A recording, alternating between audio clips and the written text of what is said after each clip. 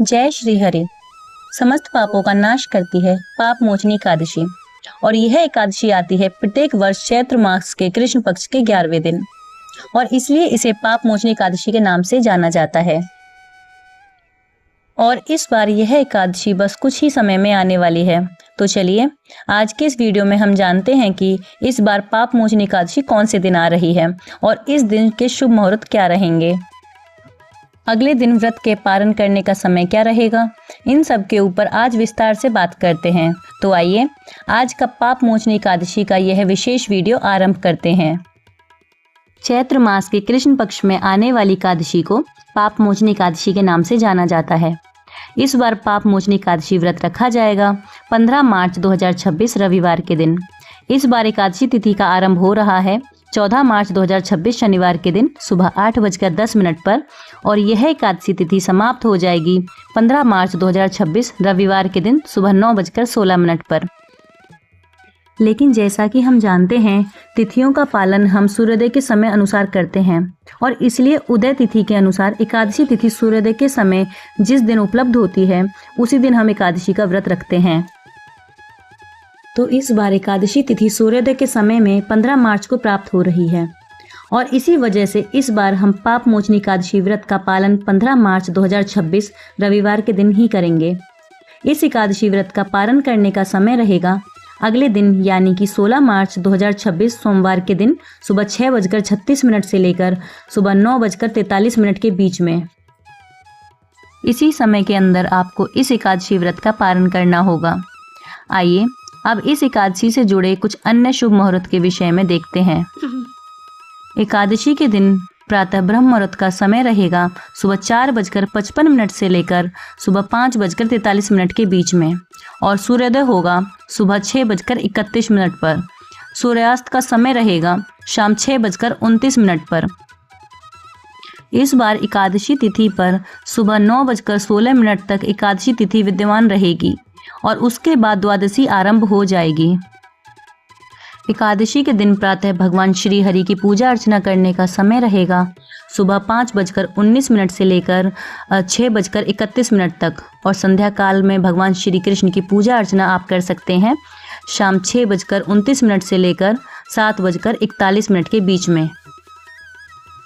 इस दिन अभिजीत मुहूर्त रहेगा दोपहर में 12:06 से लेकर 12:54 तक और अमृतकाल का समय रहेगा शाम 7:03 से लेकर रात 8:43 तक। विजय मुहूर्त रहेगा दोपहर में 2:30 से लेकर 3:18 के बीच में और राहु काल का समय रहेगा शाम 5 बजे से लेकर 6:29 तक। राहु काल में कोई भी शुभ या मांगलिक कार्य नहीं किए जाते। इस एकादशी पर विशेष रूप से द्विपुष्कर योग भी बन रहा है, लेकिन वह बनेगा अगले दिन 16 मार्च को सुबह 5:56 से लेकर सुबह 6:30 तक। इसी एकादशी के दिन मीन संक्रांति भी मनाई जाएगी। एकादशी के अगले दिन यानी कि 16 मार्च को ही सोम प्रदोष व्रत आने वाला है, तो इसलिए जो भक्त प्रदोष व्रत का भी पालन करते हैं उन्हें इस एकादशी व्रत का पालन भी उसी प्रकार से करना होगा जिससे वे अपने प्रदोष व्रत का भी पालन यथावत रूप से कर सकें। कई भक्त हमें पूछते हैं कि जब एकादशी का व्रत रखा जाता है और अगले दिन प्रदोष व्रत आता है तो एकादशी व्रत का पारण कैसे करें और प्रदोष व्रत यथावत चालू कैसे रखें। तो इसकी विधि बहुत सरल है। अब एकादशी व्रत के अगले दिन पारण के समय पर पारण की जो शास्त्रयुक्त विधि है उसका पालन करें, सभी क्रियाओं को संपन्न करें, भगवान से प्रार्थना करें, एकादशी व्रत को भगवान को समर्पित करते हुए उनसे उनकी भक्ति की याचना करें और उसके बाद ब्राह्मण को अपनी क्षमता अनुसार दान दें। किसी सुयोग्य वैष्णव को भोजन के लिए आमंत्रित करें या फिर उन्हें दान दें और उसके बाद अंत में जब आप स्वयं पारण करने जा रहे हो तो उस समय अगर आपका प्रदोष का व्रत है तो आप चावल के एक दाने को लेकर अपने एकादशी व्रत का पारण कर सकते हैं और उसके बाद यथावत रूप से अपने प्रदोष व्रत को चालू रख सकते हैं।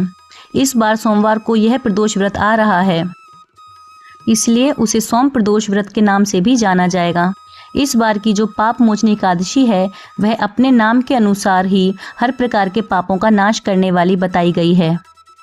चैत्र मास के कृष्ण पक्ष में आने वाली यह पाप मोचनी एकादशी मनुष्य के पूर्व जन्म के और वर्तमान जन्म के सुमेरु के समान पापों को भी तत्क्षण नष्ट कर देती है और इसलिए इस एकादशी का श्रद्धा और नियम पूर्वक पालन करना प्रत्येक मनुष्य के लिए अत्यंत आवश्यक है।